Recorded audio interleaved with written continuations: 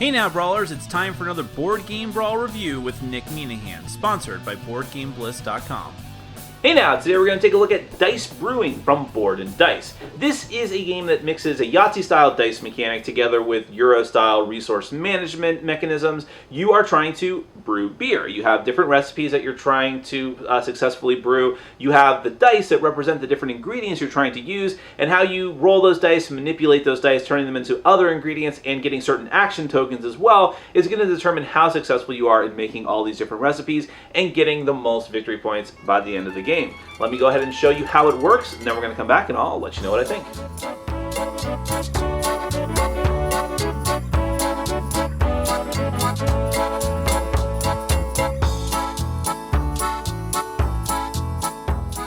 Alright, in Dice Brewing, the goal is to have the most mastery points at the end of the game. The end of the game is going to be triggered when you buy a certain amount of recipe cards, or I should say purchase and brew a certain amount of recipe cards, depending on the number of players. So for instance, in a 4-player game, you need to get 20 recipe cards between all the players. When that happens, whoever has the most mastery points at that point is going to be the winner. You keep track of your mastery points on your own little brewing card here. Also on your brewing card, you have this little cube here, by the way, for keeping track of that. Also on your brewing card, you have 4 different houses or facilities that help you in making the different ingredients for your brews. You also are going to start with one of each of the different dice that are in the game. The blue dice are the research dice.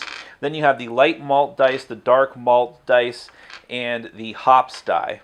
You have a storage card where you can store dice that you want to save over for the next round, and also dice must be in storage if you want to brew with them. And you'll start off with 1 seed token at the beginning of the game, which is you're going to use as for some of the different things you want to do on your player board, which I'll get back to in a minute, and also for some ingredients as well. Now there's also this season token, which serves 2 functions. It serves as a first player marker, which will pass every round, meaning that you take your actions first, but then also there is a summer and a winter side. If it's on the summer side, then, well, every time you pass it, and I think it starts off on the winter side, every time that you pass it, it flips over to its opposite side. If it ends up on the summer side, everybody gets a plant token because it's the season for that, I suppose. You have a player reminder card, and every player also starts off with $2 of money. And I didn't talk about this in my final thoughts. I should have. But this has annoying double-sided money where there's like 1s, 2s, 3s, and 6s, and 5s on the same side of the money. Really, really annoying. But anyways, just to go over the remaining components, you have the black market card and the market card. The market card is where you can buy different types of ingredients that will actually enhance your brews. They're not necessary, but for a lot of brews, if you use them, sometimes they are required for certain recipes that you want to complete. But sometimes if you have them, you can just use them in order to get added benefit, and these will actually always replenish. So if someone uses one, it goes back into the stock. But the black market tokens are not replenishable. Those are going to go away if after you've used them from your supply. They go out of the game, and they do things like let you re-roll dice. You get to remove dice from your storage if you want to. You can lock down locations on people's player boards, add or subtract numbers from dice, and so on. But perhaps the second most important thing in the game, besides the dice, are the different recipe cards. You're going to have 3 of them out there available for purchase, and then those will replenish. And remember that those are both a victory condition, or I should say game-ending condition, whenever there's enough of those out on the table. But also they're one of the primary ways in which you're going to get points. The other ways that you're going to get points are for different resource die that you have at the end of the game. Essentially, any die except for your blue die are going to be worth an escalating amount of points, with green being worth the most at 3, I believe. As well as for money, every $2 that you have will be worth a point. Now, let me give you a quick breakdown of some of the recipe cards for Dice Brewing, just to give you a taste of what those are like. You see those, you get the image in the middle, which is kind of superfluous. You have the strong roasted stout. Now up in the top corner is the reward that you get. Let me focus in a bit more on that. When you complete it. So this one says 5 mastery points. Anytime you see that green coin symbol, it's mastery. Here are the dice representing the ingredients that you need in order to make this recipe. And these are minimum numbers. So you can spend a green 5 or 6, but it has to be at least a 4. Same thing for these dice. So you have to spend a total of 5 dice of these different types. Now down at the bottom here, Optionally, if you want to complete this card and spend these extra resources here, you'll also get additional rewards. So if you also spend a blue research die of 3, you'll get an additional 3 coins. If you want to spend, I'm not even sure what some of these resources are, but one of these resource tokens from the market, you get $5 extra, or you can get more mastery points by spending one of these. Now here's an example of a card, the Speeding Reindeer. First off, it gives you actually gives you a light malt die and money for its reward, but also you need those extra ingredients from the markers just to brew it at all. It's not an extra optional thing. Here's just some other examples of different die combinations that you'll need to complete, and so on. All these different types. The Fruity Paradise, yes, those are the type of drinks that I like.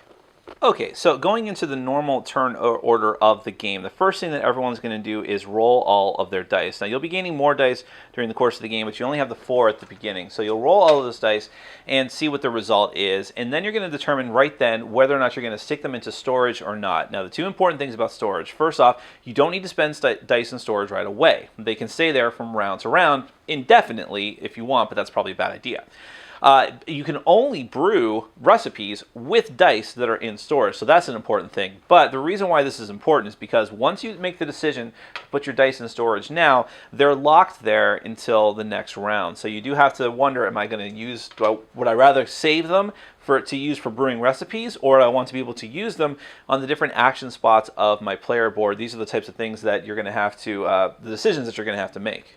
Then the game is going to go in turn order with each player taking 1 action and then going to the next player until you pass. This is one of those turn, pass games where you just keep going until you can't do anything else or you don't want to do anything else. And this is where we can explain all the different actions on the player board. So let me go ahead and focus in here a bit. The first section, which we'll cover, is the malt house, which is up here in the top corner. And there's different fields here. And one important thing to note is that depending on the number of players, if a number of different people use one of these fields before you can get to it, it's going to block that off. So let's say, I believe it's either in a 3 or 4 player game, if 2 people use a spot before you can get to it, you have to place a closed spot down onto the board. Because I guess thematically you're all using the same facilities, and so it's too occupado at the moment. But that is something to keep in mind. But let's assume that you can do everything you want. Oh, the other thing is that certain areas are locked until you get to later rounds in the game. But anyways, you have the malt house here, and there's 3 different things you can do here. You can spend a seed and a 3 research die in order to get another light malt die. Now, whenever you see an X, that means, well, literally burning a seed. So if you have the seed, it's gone out of your storage for good, but you're only expending the blue die. You still have it, but it has to be at least a 3, and then you'll be able to take a light malt die. Here you have to burn a light malt die, get rid of it in order, and a 3 research die, just expend it in order to get a black malt. And here you can actually spend 2 blue research die or higher just to increase the number on a yellow or a black. The hops plantation is mostly the same way. Since this is the most valuable die, it has its own area. You can burn a seed in a research die of 2 in order to get a green hops die, or you can you spend 2 blue research die or higher in order to increase the number on a hops die by 1. We'll cover the department of seed next because that's probably the most intuitive. You can burn, this is just getting seeds and potentially money. You can burn a green die and expend a 2 blue research or higher in order to get a seed. Burn a black in order to get 2 seeds together with a 3 research die, or burn a blue or a black together with a 3 research die in order to get money. You can get either 4 money or 3 money, depending on which one you choose to burn.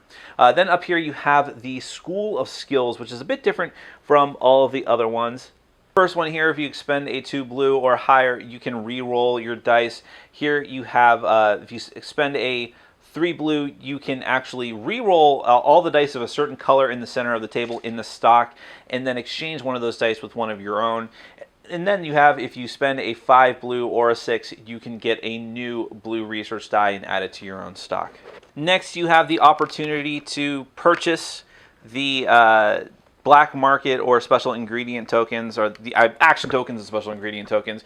You can purchase only one or the other or both, but not multiples of the same type. The money that it costs you to purchase the token is down there at the bottom, and remember that they are finite resources, and when you use special ingredients, they go back into the stock, but when you use the action tokens, they are gone forever. Next, you can actually brew the different beers that you want. So if you have dice left over in your storage and potentially special ingredients or even sometimes dice, you can use those in order to brew your recipes. And remember that when the game gets to a certain amount of recipes, the game will end. The last thing you do is clean up, just essentially cleaning up all the dice that you haven't used, dice that are in storage, and so on, and then continue going. The season marker will pass, flipping over to its opposite side, and the gameplay continues until a certain amount of recipes have been brewed. That's a quick and dirty run through of Dice Brewing. Let's get to my final thoughts. The theme is something I really like about Dice Brewing. There's another game called Brew Crafters, which I had not played yet, but that also has a theme that appeals to me because I'm kind of been getting into craft beers, or specifically craft ciders. So I guess I'm becoming one of those snobs. So I was pretty inclined to be into the game. And I think that for the most part, most of the thematic elements come through the game mechanisms of having to manipulate the different ingredients and going for these recipes. But I'm actually going to come back to that in a minute. As far as the components go, everything's fine. The dice are fine. People in my group are complaining that they don't have customized dice for each different ingredient, but that would have been like an astronomical a cost added to the game. So the dice are fine for what they are. The artwork in the game does look really good, but the cards are very busy and really overshadow the artwork. What I mean by that is all the different icons and what you have to keep track of, what you're required to expend in order to get the recipes, and then what your rewards are. This all really crowds out the really nice looking artwork in the center of the cards, the recipe cards at least. So that kind of bugs me. And also your player boards just look like a jumble of dice faces and numbers. So I wasn't really into that as well. But overall, I do like the aesthetic. It's okay. I do wish that, on the front of the box, it has really cool artwork of these different characters that are no part of the game whatsoever. You don't get a character, so that's a bit weird. I wish I could play as one of those fine-looking, beer-drinking gentlemen or gentlewomen. But moving on to the mechanisms of the game. Like I mentioned, there are thematic bits that come out through the gameplay. You're manipulating the different ingredients, and you have to spend some ingredients to get others. To be honest, I'm not totally intimately familiar with how you brew beer, but people that I played with, at least a couple of different people in a couple of different groups I played it with, were. And they're like, oh, this makes total sense. You have to burn these hops to get this something or other. I was like, okay. All I could really see it as was the dice, but I appreciated that they went that extra mile to have things make sense with like the research dice aiding you in all of your different endeavors, getting more ingredients and brewing them more efficiently in order to try and get these different recipes brewed. So I like that. What I don't like is almost anything else about the game. It's not a horrific game, and I do think that there's people that are going to like it because of the heavy resource management that's involved. There's a couple of problems, though. One is that you're linking all of this heavy resource management to a Yahtzee-style dice game. You can be incredibly crippled by the roll of the dice. And actually, when I say Yahtzee-style, you don't have nearly as much power over manipulating the dice as you do in other types of games like this. And if you get a bad roll, you're just done. Especially if your resource die come down as a low number. You're like, oh! Not doing anything this round, and that's a serious problem. It can be really, really frustrating because the rest of the game and how you actually use those dice is a very, very dry, ironically, endeavor in using this die to get this die, to manipulate this die, to sacrifice this die to get this die, to get this, to roll them, and then hopefully have enough numbers on the die to get these cards. It's very rote and formulaic once you get over the fact that you're supposed to be brewing beer. And because at a certain point, it stops feeling like that because it's just dry resource management. It feels very, very weird. And there's a big problem with the runaway leader mechanic here because of those dice rolls married to that gameplay. You want to get as many dice as you can, and you want to get the right kind of dice, and that can be very hard to do. But if someone gets really high research rolls, they're able to get more research dice, they're able to get more of the dice that they need and have just build a really strong dice pool, they are going to do excessively well, and they're going to continue to do more and more well over time. And that is, but if you are not rolling well and you're not getting the right dice, you are just going to stumble and fall and just be stuck and stagnate while other players do better than you. And usually it's one player that does much better and is able to get the right kind of recipes that they're just by chance able to actually produce on that turn, depending on their dice rolls and the amount of dice that they have. Now you might say, well, okay, there's ways to mitigate that. You have the action tokens, but the action tokens are mostly useless. The most important ones are the ones that actually manipulate your dice rolls, and those can get gobbled up really quickly, and they're gone. They're out of the game. That is really ridiculous. It doesn't make any sense. And it can be really, and then you have to worry about getting money and having money to actually pay for the necessary extra ingredients to get the most out of the recipe cards.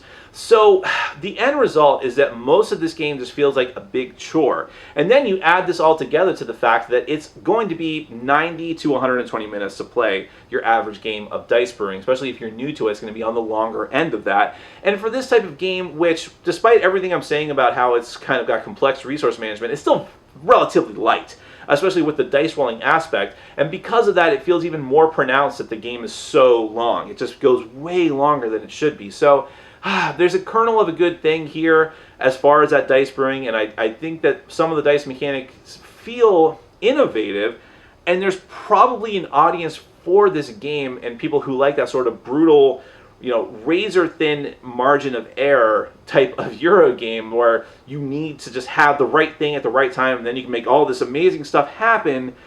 People like that will love this game, but for those of us who kind of hate the frustration and the randomness and falling farther and farther behind and and just feeling like you can do nothing, this is definitely going to be a game to pass on, sadly. That is Dice Brewing from Board&Dice.